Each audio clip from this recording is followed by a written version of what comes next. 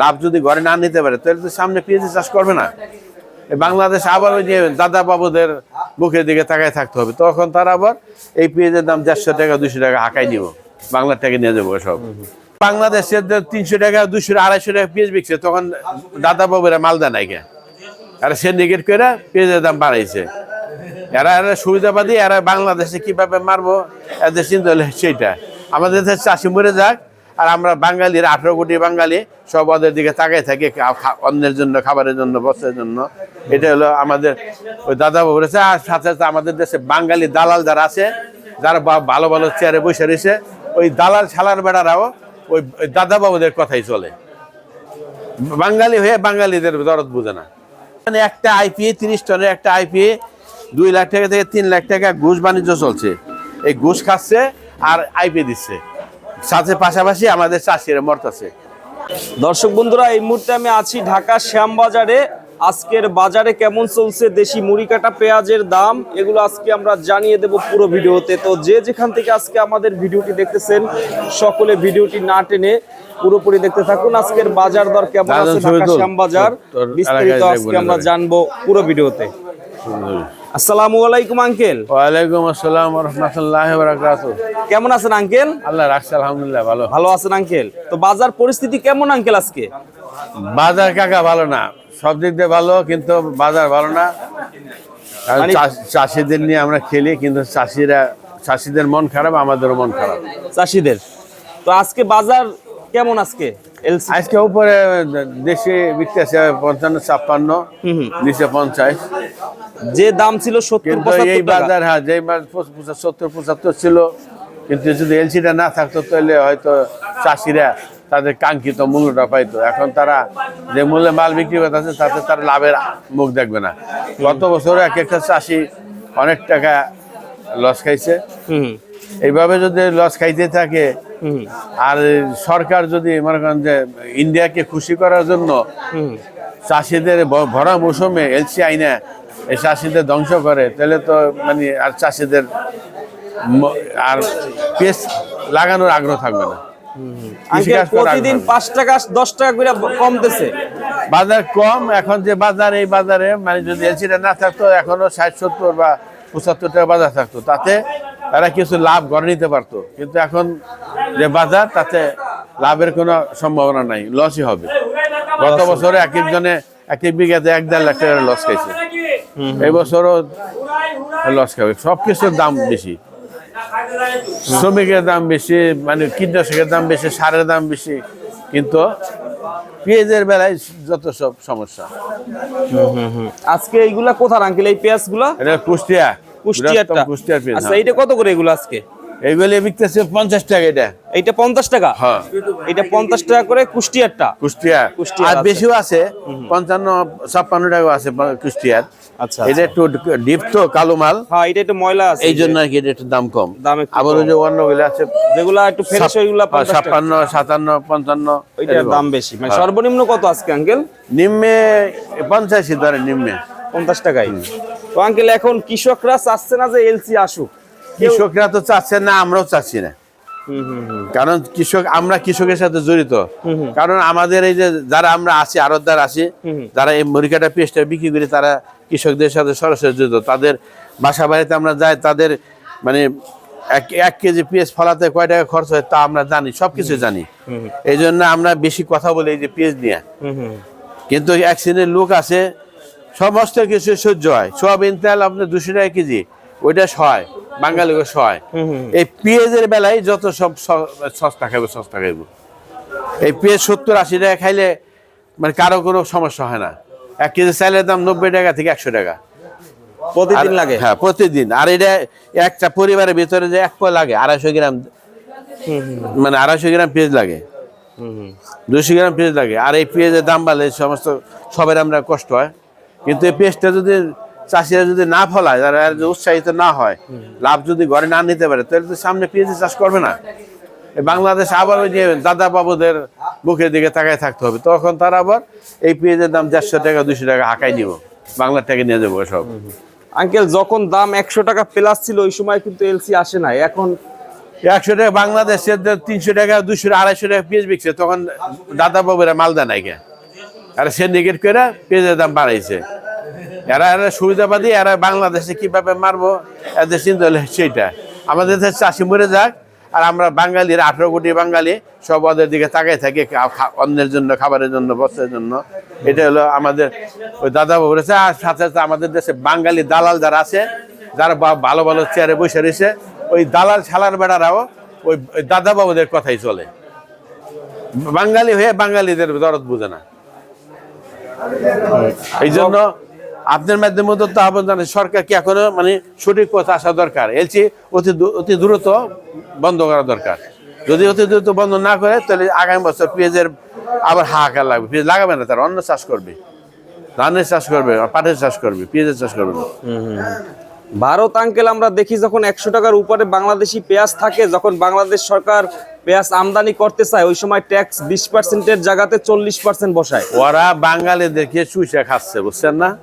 আর এতে এক শ্রেণীর যারা সরকারি কর্মকর্তা আছে, অসৎ কর্মকর্তা, তারা ওদেরকে মদত দিচ্ছে, মদত পিষ্ট করছে।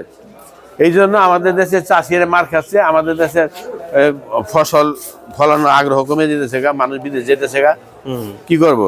চাষাবাদ করে যদি সারা বছর যদি মনে করেন যে 2-4 লাখ টাকা লস হয়, তাহলে তো আর চাষাবাদ করবে না মানুষ। এত পরিশ্রম করে যদি 10 টাকা 20 টাকা যদি মনে লাভ না করতে পারে, তাহলে তো লাভ নাই করে। সব কিছু সিন্ডিকেট, সারের সিন্ডিকেট, ওষুধের সিন্ডিকেট। তো আঙ্কেল এখন মুড়ি কাটা তো সব মোকামে আসতেছে, সব মোকাম থেকে এখন মোটামুটি সব মোকামে মুড়ি কাটা শুরু হয়েছে। এখন অনেকে পেঁয়াজ মানে দামের কারণে আমদানি করতেছে না। এলসি নাকি আরো আসবে আঙ্কেল? এখন এলসি আরো আসলে সরকার নিয়ে খাক। সরকারের জন্ম এলসি দরকার। সরকার তো আসলে এলসি তো দরকার না, সরকারের দরকার হলো ঘুষ বাণিজ্য। 30 টন আইপি করতে আপনি 3 লাখ থেকে 2 লাখ টাকা থেকে 3 লাখ টাকা ঘুষ খাইতেছে সরকার। বর্তমান সরকার যারা আছে, অবৈধ সরকার, অথৈব সরকার, এরা তার চাষিদের খবর রাখে না, দেশের খবর রাখে না। এরা লোকের স্বল্প সময়ের জন্য আসছে, এরা একটা বৃহত্তম অঙ্ক টাকা কামাই চলে যাবো। আইপি যেটা শুনলাম আঙ্কেল, আইপি নাকি কেনা বেচা হয়? কেনা বেচা মানে একটা আইপি 30 টনের একটা আইপি 2 লাখ টাকা থেকে 3 লাখ টাকা ঘুষ বাণিজ্য চলছে। এই ঘুষ খাচ্ছে আর আইপি দিচ্ছে, সাথে পাশাপাশি আমাদের চাষিরা মরতেছে। এই মুহূর্তে একটা এলসিপিএস দরকার নাই বাংলাদেশে।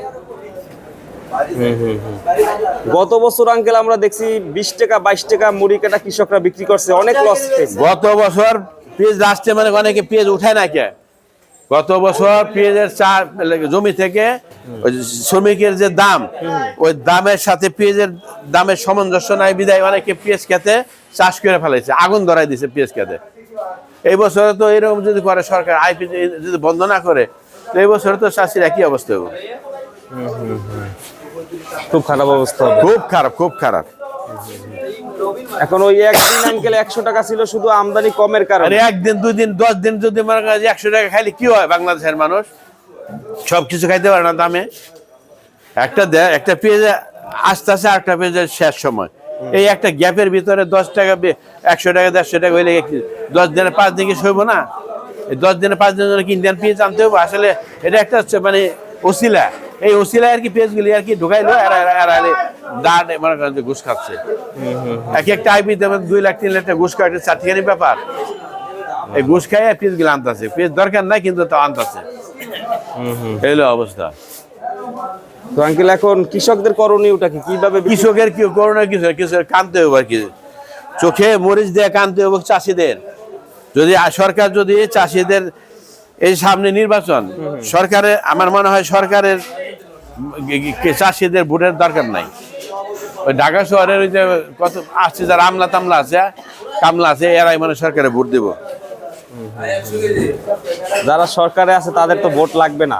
তাদের ভোট লাগবে না, তারা ঘুষ খাইতেছে। ঘুষ খাইয়া ইন্ডিয়ান পেঁয়াজের অনুমোদন দিয়ে এই দেশের ক্ষতি রাখা 12টা বাজাইতেছে।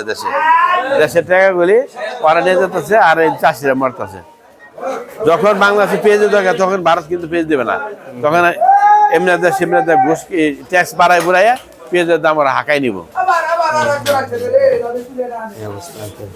তো আঙ্কেল আজকে বিক্রি কেমন করলেন আজকে সকাল থেকে? বেচা কিনাও কম, মানুষের মনে করেন যে ব্যবসা বাণিজ্য খারাপ, বেচা কিনাও কম, বিক্রি কম হইতেছে। বিক্রিও কম।